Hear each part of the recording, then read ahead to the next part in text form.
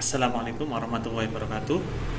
Alhamdulillahirobbilalamin. Hari ini kita akan belajar tentang media interaksi. Ya, di sini nanti kita akan membahas beberapa tentang jenis-jenis media dan juga tentang pembelajaran daring gitu ya. Oke, media interaksi. Nah, di sini ada dua kata, yaitu media dan interaksi.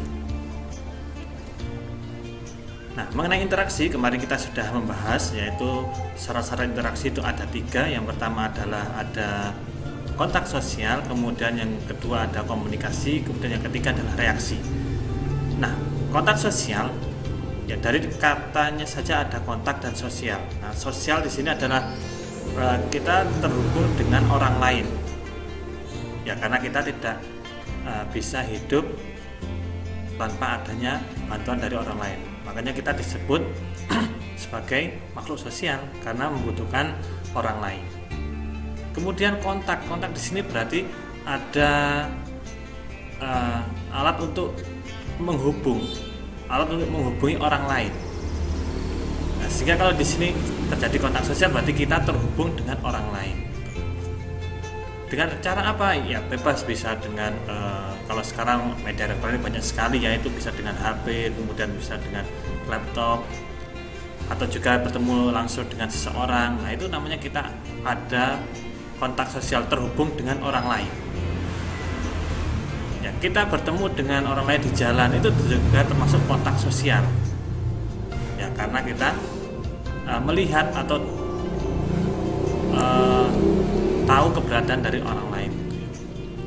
Kemudian syarat yang kedua yaitu komunikasi. Nah, ini komunikasi adalah informasi atau sesuatu pesan yang disampaikan kepada orang lain yang kita jumpai. Itu komunikasi. Ketika kita ada di perjalanan, kemudian bertemu dengan teman kita menyapa, itu berarti ada komunikasi. Kan kita nggak mungkin kita jalan di jalan kemudian nggak ada orang, nggak ada apa, kemudian kita menyapa. Nah, itu kan nggak mungkin sekali. Nah, itu bukan komunikasi ya. Komunikasi berarti ada pesan yang ingin disampaikan. Dan pesan ini inginnya adalah supaya dipahami, ditangkap, dimengerti oleh orang yang kita beri pesan tadi. Contohnya ketika kita beli misalnya ya, kita pergi ke pasar kemudian kita beli sayuran. Nah, itu kan kita bertemu dengan si penjual. Nah, berarti ada kontak sosial kita karena kita bertemu dengan orang lain. Kemudian kita komunikasikan, kita tanya harganya, kita tanya jenisnya, kita tanya banyaknya. Nah, itu kok ada komunikasi. Nah, kemudian yang ketiga adanya reaksi. Nah, ini adalah reaksi dari orang yang kita jumpai, yang kita ajak terhubung tadi, yang kita ajak komunikasi tadi. Ya, kalau orang lain tadi kemudian balik menyapa kita atau balik menyampaikan sesuatu pada kita, nah, berarti komunikasi kita itu sudah berhasil karena ada reaksinya.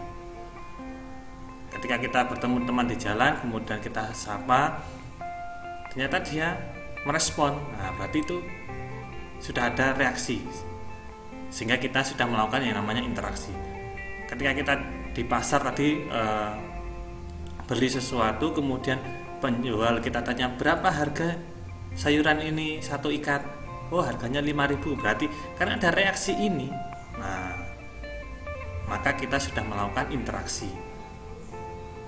Nah, terlebih lagi ketika kita sedang mengajar atau sedang belajar di kelas, sedang belajar tentang sesuatu ya, entah itu matematika, IPA, IPS, bahasa, ilmu agama dan sebagainya. Ketika di kelas, nah kita pasti akan bertemu dengan orang lain. Kalau sebagai guru, pasti kita akan berjumpa dengan siswa. Kalau kita siswa pasti akan bertemu dengan teman kita juga, sama siswa yang lain, dan juga pada bertemu dengan guru. Nah, ini ada kontak sosialnya, ada pertemuan, ada keterhubungan. Nah, kemudian di kelas kan kita tidak mungkin hanya diam saja ya. Pasti nanti guru menyapa, guru menyampaikan informasi. Dan siswa juga akan, kalau guru mengucapkan salam pasti kan nanti dijawab.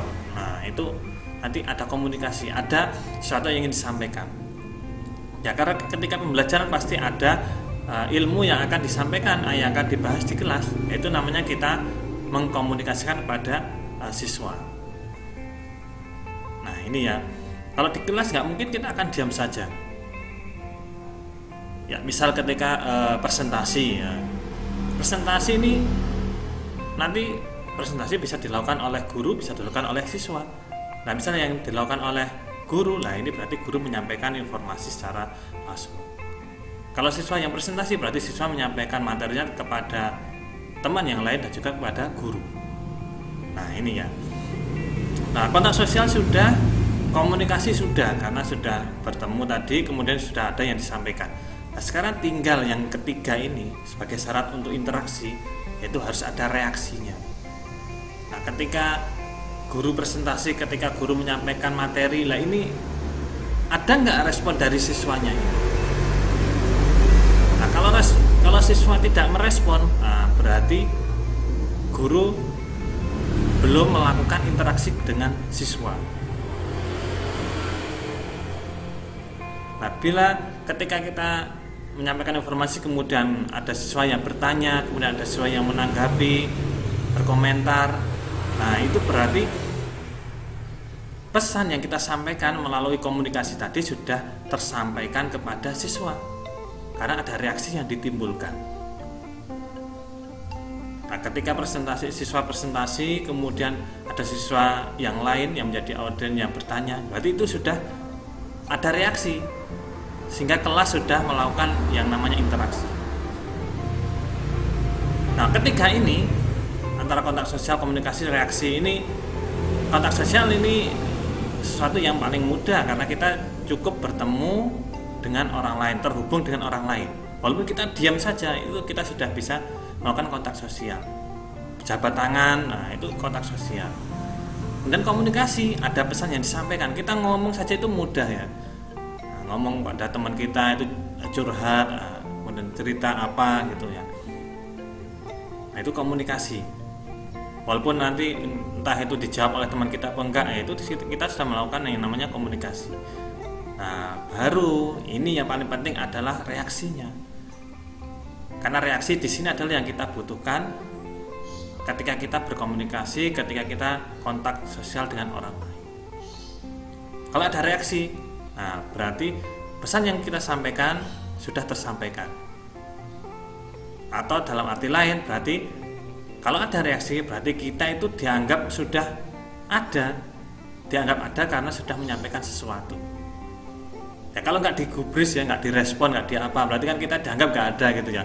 Ada teman kita presentasi kemudian kita nggak berkomentar, nggak bertanya, berarti kan kita seakan-akan menganggap teman kita itu tidak presentasi, sama saja itu ya.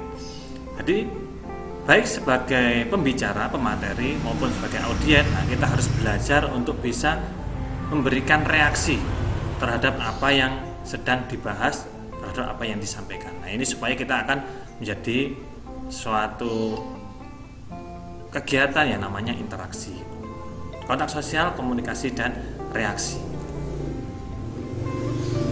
Nah kemudian untuk berinteraksi, nah kita bisa menggunakan yang namanya media. Nah biasanya kalau dalam pembelajaran kita bisa menggunakan media pembelajaran. Nah media yang paling mudah itu adalah buku ya. Bisa buku paket, bisa LKS, dan sebagainya.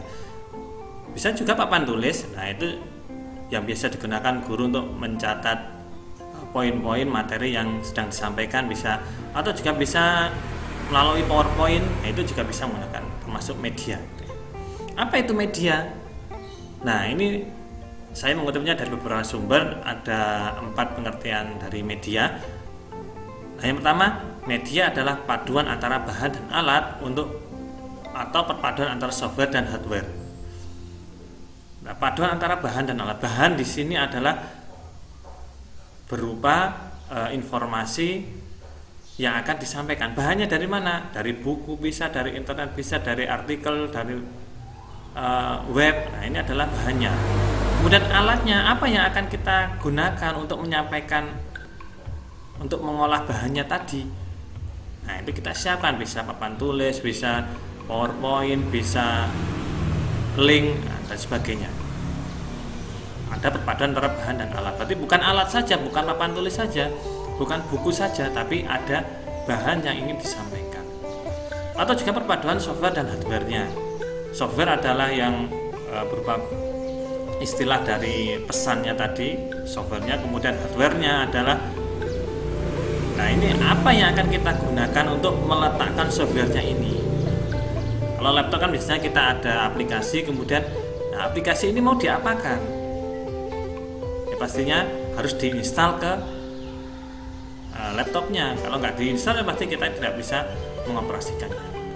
Jadi ada informasi dan juga ada alatnya.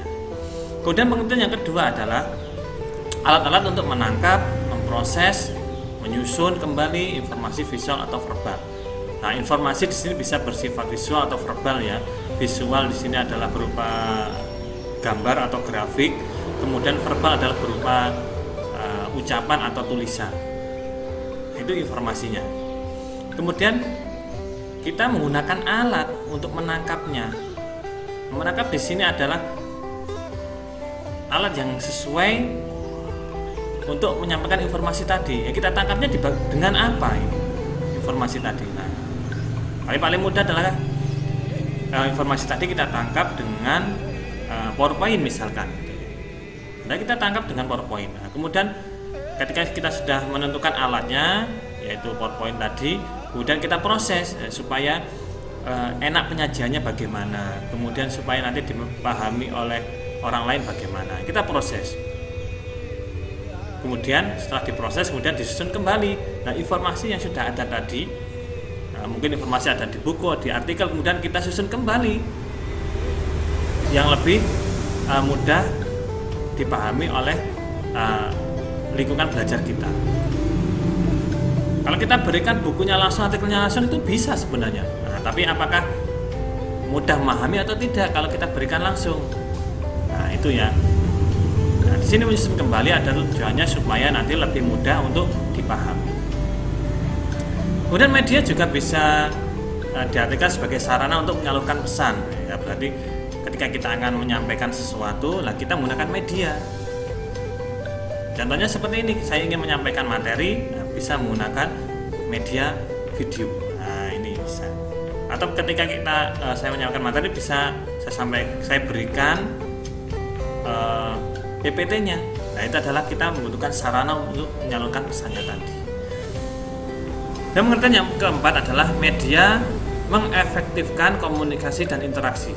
Nah, berarti komunikasi itu lebih interaksi karena ada medianya. Ya, kalau dengan komunikasi langsung itu sudah bisa ya malah lebih bagus ya. Tapi kalau dengan komunikasi secara langsung itu kita sulit menjelaskan, berarti kita menggunakan medianya. Contohnya ketika kita belajar matematika. Nah, kalau secara langsung seperti ini, 1 tambah 2 tambah 3 dikali 3 tambah 6 sama dengan berapa? Nah, itu. Kalau ini siswa atau teman kita bisa langsung menjawab, ya nggak masalah. Nah, tapi kalau kesulitan, berarti kita gunakan media yang lain, bisa menggunakan papan tulis, bisa kita gunakan buku dan sebagainya. Nah, ini adalah fungsinya media untuk lebih mengefektifkan komunikasi dan interaksi. Nah, ini tadi beberapa pengertian media dari beberapa sumber. Nah, dari sini, setelah kalian mengetahui makna dari media, nah ini ada 4 pengertian media yang saya tampilkan. Nah, pastinya kalian bisa menyimpulkan sendiri apa itu media menurut pendapat kalian. Bisa merangkumnya, bisa mengembangkannya lebih lanjut, atau juga bisa berpatokan dari sumber yang lain. Itu ya. Nah, kenapa kok kita menggunakan media ya? Karena media memiliki peran. Nah, media ini memiliki peran, salah satunya adalah peran media itu mengatasi keterbatasan. Ya, masih ada beberapa peran lain yang diperankan oleh media, yaitu memberikan kesamaan. Nah, ini adalah salah satu peran media. Berarti kalau kita menggunakan media ini, nah ini untuk menyamakan persepsi lingkungan yang kita berikan media tadi. Misal kalau dalam satu kelas berarti kita berikan makalah. Nah, makalah ini adalah untuk menyamakan kesamaan persepsi. Jadi sumbernya sudah tunggal gitu ya. Supaya sama semua. Nanti berarti yang dibahas ya makalah ini saja gitu. Itu perannya media. Nanti kalau nggak ada media, nanti ada yang buka artikel, ada yang buka internet, ada yang buka buku. Nah, ini nanti kan sumbernya banyak sekali. Jadi nanti pembelajarannya bisa melebar sehingga nanti fokus belajarnya akan tidak terpenuhi gitu. Itu peran media. Kemudian peran media yang lain adalah untuk memperjelas penyajian. Nah, ketika ada informasi yang ada di buku, ada di LKS, ada di artikel, nah kita menggunakan media yang lain untuk mendukung, untuk menjelaskan apa yang ada di buku tadi. Nah, itu kita bisa menggunakan media. Itu peran media. Nah, di sini yang saya bahas adalah tentang peran media, yaitu untuk mengatasi keterbatasan. Nah, yang pertama peran media yaitu tentang ukuran informasi yang disampaikan dimensinya terlalu besar atau terlalu kecil. Nah, ini kita bisa menggunakan media. Kalau yang kita pelajari terlalu besar, nah kita nggak mungkin akan mengadakannya di kelas. Ya, contohnya kita belajar tentang kendaraan ya, misal mobil, sepeda motor. Lah itu kan ada beberapa kendaraan yang tidak memungkinkan kita membawanya ke kelas. Nah, itu makanya kita bisa menggunakan media. Sepeda kan mungkin, Pak. Ya, tapi kan tidak wajar ya kita belajar tentang sepeda, kemudian sepedanya kita bawa ke kelas. Nah, itu kan ya bisa tapi nggak umum. Nah, kita bisa menggunakan cara lain, yaitu dengan menggunakan media. Atau terlalu kecil. Nah, misalkan ya kita belajar tentang makhluk hidup ya, hewan ya. Kita belajar tentang hewan yang kecil itu apa ya? Misal semut saja lah. Nah, semut ini ya kalau di kelas kita ada semut ya, kalau nggak ada, nah kita belajarnya bagaimana? Nah, itu. Apalagi terlalu kecil, nanti mengamatinya bagaimana? Nah, ini agak susah. Nah, supaya lebih mudah lagi dan bisa lebih jelas, maka kita bisa menggunakan media, bisa menggunakan video, bisa menggunakan gambar. Nah, supaya lebih jelas lagi. Nah, ini peran media. Kemudian ketika kita belajar tentang alam, nah ini kita juga bisa menggunakan media. Materi yang sedang disampaikan tentang peristiwa alam atau kejadian langka. Peristiwa alam misalnya adalah turunnya hujan. Nah, kalau kita belajar tentang hujan, tentang siklus hujan, nah kita kan nggak mungkin nunggu hujan turun dulu ya. Kalau kita belajarnya biasanya pagi, kemudian hujannya biasanya kan sore atau malam. Nah, kita kan nggak mungkin kita tunggu sampai sore sampai malam ya, hanya untuk belajar tentang hujan. Anak-anak kita nanti pulangnya agak malaman ya, karena kita nunggu hujan turun. Nah, ini kan nggak umum ya. Nah, makanya kita bisa menggunakan media untuk belajar tentang hujan tadi. Atau kejadian langka. Kejadian langka contohnya adalah mungkin bencana alam gitu ya, tentang gunung meletus. Itu kan kejadian yang langka. Nah, ini kita nggak bisa kita tunggu sampai kita pergi, kita masa ke gunung ini menunggu sampai mengeluarkan lahar. Nah, ini kan malah membahayakan gitu. Nah, ini bisa menggunakan media. Kemudian keterbatasan yang ketiga yaitu rumit, menyampaikan informasi yang membahayakan atau percobaan atau memerlukan proses yang rumit. Nah, ini kita bisa menggunakan media. Contohnya apa? Nah, kita belajar tentang organ tubuh manusia. Nah, ini kan ketika kita belajar tentang paru-paru, jantung, hati, lambung dan sebagainya. Nah, ini kan kalau kita pegang secara langsung ya bisa ya, tapi membahayakan ya. Nah, makanya kita bisa menggunakan yang namanya media.